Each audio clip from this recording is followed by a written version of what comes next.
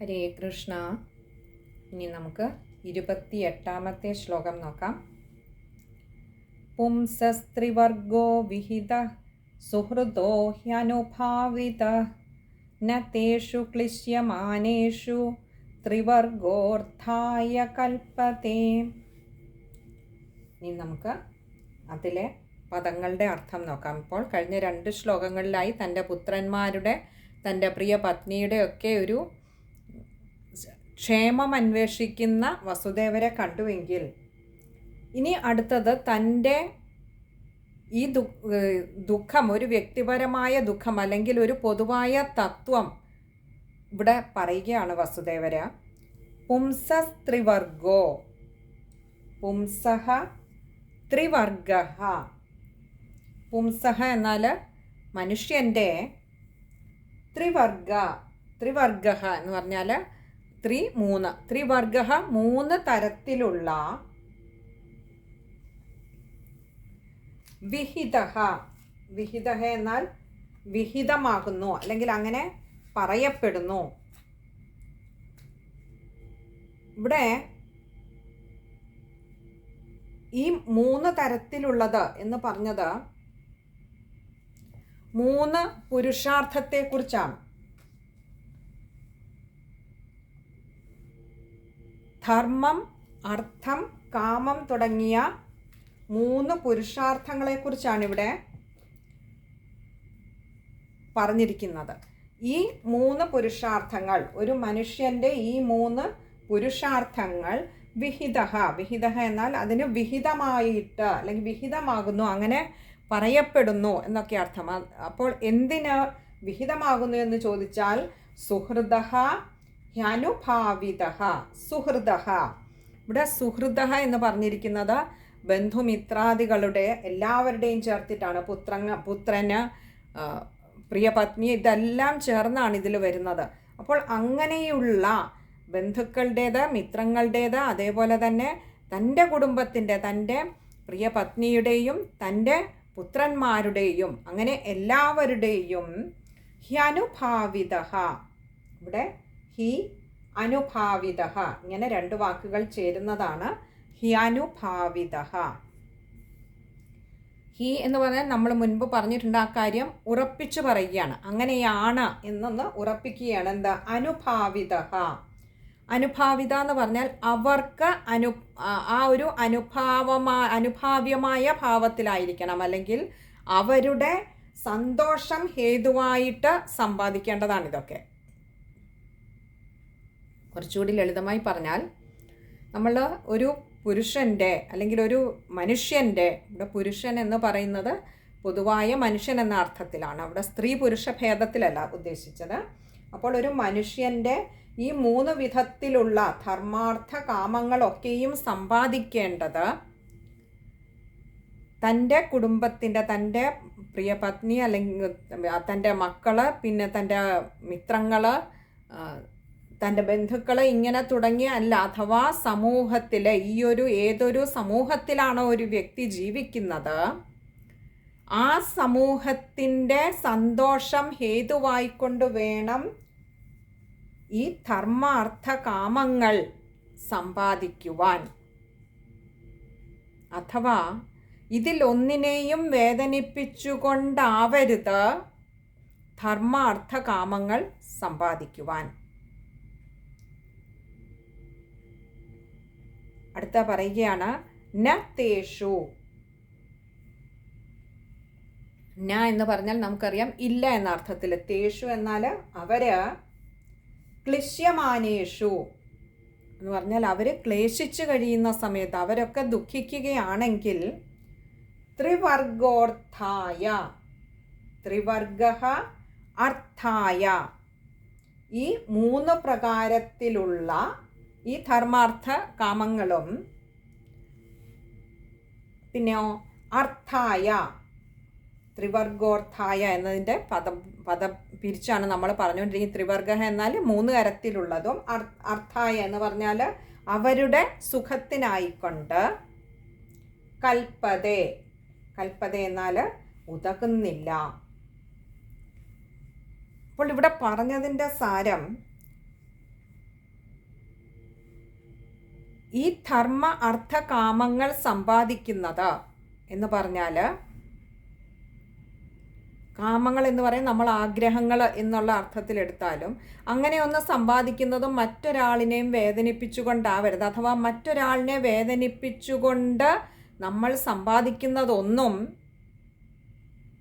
അത് അധികകാലം നീണ്ടു നിൽക്കില്ല. അത് തൽക്കാലത്തെ നേട്ടമാണ്. നമ്മൾ ഈ രാമായണ മാസം ഇത് വിചാരം ചെയ്യുമ്പോൾ നമുക്കറിയാം, ശ്രീരാമചന്ദ്ര ഭഗവാനെ അതേപോലെ ലക്ഷ്മണകുമാരനെയും ഒക്കെ വേദനിപ്പിച്ചുകൊണ്ടാണ് സീതാദേവി എന്ന തൻ്റെ ആഗ്രഹത്തെ രാവണൻ നേടിയെടുത്തത്. അപ്പോൾ തനിക്ക് അർഹിക്കാത്ത ഒന്ന് മറ്റൊരാളിനെ വേദനിപ്പിച്ചുകൊണ്ട് നേടിയെടുത്തത് ഒടുവിൽ തൻ്റെയും തൻ്റെ കുലത്തിൻ്റെ തന്നെയും നാശത്തിലേക്കായിട്ട് വന്നു ഭവിക്കുന്നു. അഥവാ അത് ദീർഘകാലം നീണ്ടു നിൽക്കില്ല, അത് തൻ്റെ തന്നെ നാശത്തിലേക്കാണ് വഴിവെക്കുക. തൽക്കാലത്തെ നേട്ടമാണ്, ആ നേടുന്നതൊക്കെ തൽക്കാലത്തെ നേട്ടമാണ്. ഇനി ധർമ്മ അർത്ഥങ്ങളെക്കുറിച്ച് പറഞ്ഞാൽ, അർത്ഥത്തിന് ഉദാഹരണമാണ് നമ്മൾ ബാലി സുഗ്രീവന്മാരുടെ കഥ കേൾക്കുമ്പോൾ സുഗ്രീവനെ പുറത്താക്കിക്കൊണ്ട് രാജ്യം കൈക്കലാക്കുന്ന ബാലിയുടെ കഥ നമ്മളെ ഓർമ്മിപ്പിക്കുന്നത് അതാണ്. താൻ അർഹിക്കാത്ത, അല്ലെങ്കിൽ അത് ബാലിയും കൂടി അർഹിക്കുന്ന ഒന്നായിരുന്നു. അല്ലെങ്കിൽ അത്ര കാലവും അവർ രണ്ടുപേരും ചേർന്ന് സംരക്ഷിച്ചു പോന്നിരുന്ന ആ രാജ്യത്തെ ബാലിയെ പുറത്താക്കിക്കൊണ്ട് സുഗ്രീവനെ പുറത്താക്കിക്കൊണ്ട് ബാലി അത് നേടുമ്പോൾ ആ അർത്ഥം നേടിയത്, ആ സാമ്രാജ്യം നേടിയെടുത്തത് തൻ്റെ തന്നെ നാശത്തിലേക്കാണ് ബാലിയെ കൊണ്ടെത്തിച്ചത്. അപ്പോൾ ബാലി നേടിയത് തൽക്കാലത്തെ നേട്ടം മാത്രമായിരുന്നു. ഇനി ധർമ്മത്തെക്കുറിച്ച് പറഞ്ഞാൽ, അവിടെയും ബാലി ചെയ്യുന്ന ഏറ്റവും വലിയ അധർമ്മമാണ്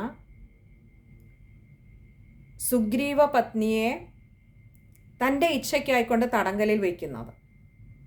അവിടെ തനിക്ക് എപ്രകാരം തൻ്റെ കുടുംബം പ്രിയപ്പെട്ടതാണോ അതേപോലെ സുഗ്രീവനും തൻ്റെ കുടുംബം പ്രിയപ്പെട്ടതാണ്. ഇനി സുഗ്രീവനെ പുറത്താക്കുമ്പോഴും സുഗ്രീവൻ്റെ കുടുംബത്തെ വിട്ടുകൊടുക്കാമായിരുന്നു. അതും ചെയ്തില്ല ബാലി. അവിടെ ചെയ്തത് അധർമ്മം. തനിക്ക് തൻ്റെ കുടുംബത്തോടൊപ്പം ജീവിക്കാനുള്ള, സന്തോഷമായി കഴിയുന്ന പോലെ തനിക്ക് തൻ്റെ കുടുംബം എത്രമാത്രം പ്രിയപ്പെട്ടതാണോ അത്രമാത്രം തന്നെ സുഗ്രീവനും അതും പ്രിയപ്പെട്ടതാണ്. അപ്പോൾ ആരെ വേദനിപ്പിച്ചിട്ടും തൻ്റെ ഇംഗിതങ്ങൾ, തൻ്റെ ഇഷ്ടങ്ങൾ തനിക്ക് വേണ്ടി എല്ലാം നേടിയെടുക്കാൻ ശ്രമിക്കുമ്പോൾ അത് എന്നേക്കുമായി നിലനിൽക്കുന്നില്ലാതെ തൻ്റെ തന്നെ നാശത്തിലേക്കാണ് ഒടുവിൽ അത് കൊണ്ടെത്തിക്കുക എന്നുകൂടി ഈ ഒരു രാമായണ മാസം നമ്മളെ പഠിപ്പിക്കുന്നുണ്ട്. അപ്പോൾ ധർമാർത്ഥ കാമങ്ങളൊക്കെയും എവിടെയൊക്കെ അർഹിക്കാത്തത് നേടിയെടുക്കുന്നുണ്ടോ അതൊക്കെ ഒടുവിൽ തൻ്റെ തന്നെ നാശത്തിലേക്ക് വഴിവെക്കുന്നു. അപ്പോൾ മറ്റൊരാളിനെ വേദനിപ്പിച്ചുകൊണ്ടാകരുത് ഈ ധർമാർത്ഥ കാമങ്ങളൊക്കെയും നേടിയെടുക്കേണ്ടത്. അത് തന്നെയാണ് ഇവിടെ മറ്റൊരു ഭാഷയിൽ പറഞ്ഞിരിക്കുന്നത്.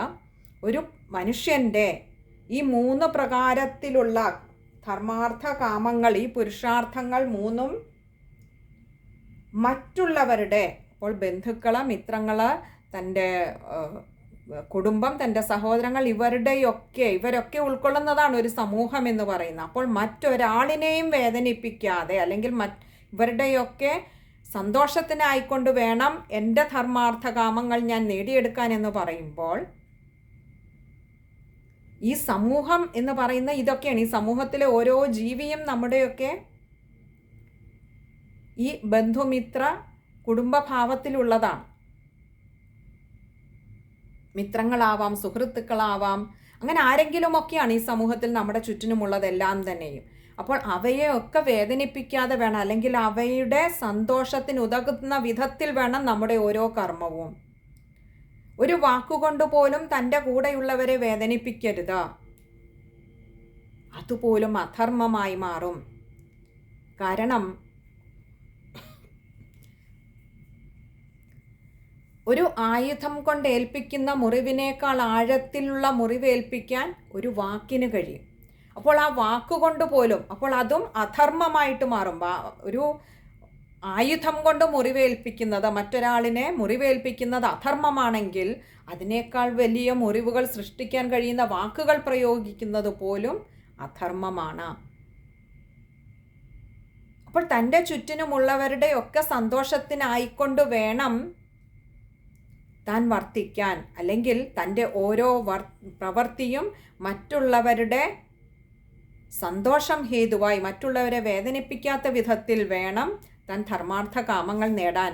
ഇനി ഒന്നുകൂടി അതിൻ്റെ കൂടെ ചേർത്ത് പറഞ്ഞു, ഇതൊക്കെ ഉണ്ടെങ്കിലും താൻ ഇതൊക്കെ നേടുമ്പോഴും, അതാണ് രണ്ടാമത്തെ പാദത്തിൽ പറഞ്ഞത്, ന തേഷു ക്ലിശ്യമാനേഷു ത്രിവർഗോർത്ഥായ കൽപ്പതേ. ഈ തൻ്റെ ചുറ്റിനുമുള്ള സമൂഹം, ഈ പറഞ്ഞ ആളുകളൊക്കെയും ദുഃഖിച്ചുകൊണ്ടിരിക്കുമ്പോൾ തനിക്കിതൊക്കെയുണ്ടെങ്കിലും അതൊക്കെ ഈ ഒരു പുരുഷാർത്ഥം നേടാൻ, ഇതൊക്കെ ഉണ്ടെങ്കിലും ഈ പുരുഷാർത്ഥങ്ങൾക്കൊന്നും അത് ഉതകുന്നില്ല, അല്ലെങ്കിൽ അതുകൊണ്ട് കാര്യമായ ഒരു സന്തോഷം തനിക്ക് നേടാൻ കഴിയുന്നില്ല. അപ്പോൾ താൻ നേടിയ ഈ 3 പുരുഷാർത്ഥങ്ങളും തൻ്റെ ചുറ്റിനുമുള്ള ഇവരുടെയൊക്കെ സന്തോഷത്തോടു കൂടിയാണ് താൻ നേടുന്നതെങ്കിൽ അത് തൻ്റെ തന്നെ സന്തോഷത്തിന് ഉതകുന്നതായിത്തീരും. ഇല്ലെങ്കിലോ ഇതൊക്കെയുണ്ടെങ്കിലും അത് സന്തോഷത്തിന് വഴിവെക്കില്ല. ഇവിടെ ഈ ഒരു പൊതു തത്വം പറയാൻ കാരണം, വസുദേവർ ഇപ്പോഴും ആ ഒരു രാജകുടുംബത്തിലെ അംഗം തന്നെയാണ്. എന്നിട്ടും ധനവും സമ്പത്തും കീർത്തിയും ഒക്കെ വേണ്ടുവോളം ഉണ്ടായിട്ടും, ധർമ്മിഷ്ഠനായിട്ടും, അനധികൃതമായി യാതൊന്നും മറ്റുള്ളവരെ വേദനിപ്പിക്കുന്ന ഒരു വാക്കുപോലും പറയാത്തവനായിട്ടും, തൻ്റെ പുത്രന്മാരും തൻ്റെ ഭാര്യയും മറ്റേതോ നാട്ടിൽ കഴിയുമ്പോൾ, മറ്റെവിടെയോ കഴിയുമ്പോൾ, ഈ അർത്ഥങ്ങളൊന്നും അവർക്കുതകാതെ വരുമ്പോൾ, അവരുടെ ഒരു സന്തോഷത്തിനു പോലും താൻ നേടിയ, അല്ലെങ്കിൽ തനിക്ക് കിട്ടിയിട്ടുള്ള ഈ ധർമാർത്ഥ കാമങ്ങളൊന്നും ഉതകാതെ വരുമ്പോൾ ഉണ്ടാകുന്ന വസുദേവരുടെ ഒരു വേദനയാണ്, ഒരു നൊമ്പരമാണ് ഈ ഒരു പൊതു തത്വത്തിലൂടെ ഇവിടെ പറഞ്ഞിരിക്കുന്നത്. അപ്പോൾ ധർമ്മവും അർത്ഥവും കാമവും ഒക്കെയും തൻ്റെ കൂടെയുള്ളവരുടെ, തൻ്റെ കുടുംബത്തിൻ്റെ, തൻ്റെ കുടുംബം എന്ന് പറയുമ്പോൾ ഈ ലോകം തന്നെ നമ്മുടെയൊക്കെ കുടുംബമാണ്. നമ്മുടെ ചുറ്റിനുമുള്ളവരെ ആരെയും വേദനിപ്പിക്കാതെ നേടുന്നത് മാത്രമേ നമുക്ക് ഉതകുകയുള്ളൂ, അത് പ്രയോജനപ്പെടുകയുള്ളൂ. ചില സമയത്ത് പക്ഷേ ഇപ്പോൾ വസുദേവരെ പോലെ, എന്നാൽ ആ വസുദേവരിൽ നിന്നും തൻ്റെ പ്രിയപത്നിയെയും തൻ്റെ ഉണ്ണികളെയും അകറ്റി നിർത്തിയത് കംസൻ എന്ന ദുഷ്ടനാണെങ്കിൽ, അതേ കാരണം തന്നെ കംസൻ്റെ നാശത്തിലേക്കും, ആ കംസൻ്റെ നാശം പിന്നീട് തൻ്റെ കുടുംബത്തിൻ്റെ തന്നെ സന്തോഷത്തിലേക്കും വഴിവെക്കുന്നതും നമുക്ക് പിന്നീട് ഇതേ ഈ ഒരു ദശമസ്കന്ധത്തിൽ തന്നെ നമുക്ക് കാണാൻ കഴിയും. അപ്പോൾ ഇവിടെ ഇപ്പോൾ തൽക്കാലം ഇതൊക്കെ ഉണ്ടായിട്ടും തൻ്റെ സന്തോഷത്തെ, അല്ലെങ്കിൽ തൻ്റെ കുടുംബത്തെ ഛിന്ന ഭിന്നമാക്കിയവർ സന്തോഷിച്ച് കഴിയുകയാണ്. കംസൻ അങ്ങനെ തൻ്റെ എല്ലാ മതപ്പാടോടും കൂടി, തൻ്റെ എല്ലാ ധാർഷ്ട്യത്തോടും അഹങ്കാരത്തോടും കൂടി കഴിയുമ്പോൾ, ആ അഹങ്കാരത്തിന് ബലിയാടായി വന്ന വസുദേവരും ദേവകീദേവിയും ഇപ്പോൾ സങ്കടപ്പെട്ട് കഴിയുകയാണ്. എല്ലാം ഉണ്ടായിട്ടും അവർക്ക് സന്തോഷം അനുഭവിക്കാൻ കഴിയുന്നില്ല. പക്ഷെ അതിന് നിമിത്തമായിരുന്നവരൊക്കെ, കംസനും കംസൻ്റെ കൂട്ടാളികളും ഒക്കെയും അവരുടെ നാശത്തിലേക്കുള്ള വഴി തെളിക്കുകയാണ് ഇവിടെ ചെയ്തു വച്ചിരിക്കുന്നത്. മറിച്ച് അവരെ ജീവിക്കാൻ അനുവദിച്ചിരുന്നുവെങ്കിൽ ഒരു പക്ഷേ കംസന് ഈ തൻ്റെ നാശത്തിൽ നിന്നും രക്ഷ നേടാമായിരുന്നു. പക്ഷെ നടക്കുന്നതൊക്കെ എല്ലാം അവിടുത്തെ സങ്കല്പം, അവിടുത്തെ അവതാരം തന്നെ ആ ദുഷ്ടനെ, അല്ലെന്നുണ്ടെങ്കിൽ ആ ഒരു അധർമ്മ ബുദ്ധിയെ ഇല്ലാതെയാക്കാൻ വേണ്ടിയിട്ടാണ്. ആ കംസൻ എന്ന അജ്ഞാനിയെ, തൻ്റെ മതം കൊണ്ട് അങ്ങനെ നടക്കുന്ന അജ്ഞാനിയെ ഇല്ലാതെയാക്കാൻ വേണ്ടി, ആ മതം കൊണ്ടാണ് തൻ്റെ ചുറ്റിനുമുള്ളവരെയൊക്കെയും തൻ്റെ നേട്ടത്തിന് വേണ്ടി, തൻ്റെ സ്വാർത്ഥ താല്പര്യങ്ങൾക്ക് വേണ്ടി മറ്റുള്ളവരുടെ ജീവിതം ബലിയാടാക്കിക്കൊണ്ടിരുന്നത്. ഇവിടെ ഇനി ആ കംസൻ്റെ നാശത്തിലേക്ക്, അതേ കംസൻ്റെ ആ ഒരു സ്വാർത്ഥ താല്പര്യം കംസനെ കൊണ്ട് എത്തിക്കുമ്പോൾ നമുക്ക് കാണാം ഏതൊരു സന്തോഷം തൻ്റെ കെടുത്തിയിരുന്നുവോ, ഏതൊരു കുടുംബജീവിതത്തിൻ്റെ മാധുര്യമാണോ ആ കംസൻ കെടുത്തിക്കളഞ്ഞത്, അത് ആ ഉണ്ണികളെയൊക്കെ തിരികെ കിട്ടുന്ന വസുദേവരിലേക്ക് ഈ കുടുംബത്തിൻ്റെ ആനന്ദം, ഒത്തുചേരൽ, സന്തോഷമൊക്കെ തിരികെ വരുന്നതും നമുക്ക് കാണാം. അപ്പോൾ കാലം ഓർക്കുക, കാലചക്രം ഉരുണ്ടുകൊണ്ടേയിരിക്കുകയാണ്. മറ്റുള്ളവരെ വേദനിപ്പിച്ച് നേടുന്നതൊക്കെയും കാലം നമ്മളിൽ നിന്ന് തിരികെ അവരിലേക്ക് അത് എത്തിക്കുമെന്ന് മറക്കാതിരിക്കുക. ഇതാണ് ഈ ഒരു ശ്ലോകത്തിലൂടെ നമുക്ക് തരുന്ന വലിയൊരു പാഠം. അപ്പോൾ ഈ ഒരു ശ്ലോകത്തിലൂടെ, ഈ 28ാമത്തെ ശ്ലോകത്തിലൂടെ ഇത്ര നേരവും വസുദേവര നന്ദഗോപരോട് തൻ്റെ ഉണ്ണികളെക്കുറിച്ചും തൻ്റെ ആ ഒരു കുടുംബം, അവിടെ കഴിയുന്ന തൻ്റെ കുടുംബത്തെക്കുറിച്ചുമുള്ള കുശലാന്വേഷണം ഈ ഒരു ശ്ലോകത്തോടു കൂടി അവസാനിക്കുകയാണ്. ഇനി ഇതിനുള്ള മറുപടിയായിട്ടാണ് 29ാമത്തെ ശ്ലോകം വരുന്നത്. നമുക്കിനിയും ആ ശ്ലോകം ഒന്നുകൂടി ഒന്ന് നോക്കാം. പുംസസ്ത്രിവർഗോ വിഹിത സുഹൃദോ ഹ്യനുഭാവിത ന തേഷു ക്ലിശ്യമാനേഷു ത്രിവർഗോർത്ഥായ കൽപ്പതേ. ഇവിടെ നമുക്ക് ഒരിക്കലൊരു കവി പാടിയത്, അവനവൻ ആത്മസുഖത്തിനാചരിക്കുന്നവ അപരന്നു സുഖത്തിനായി വരേണം.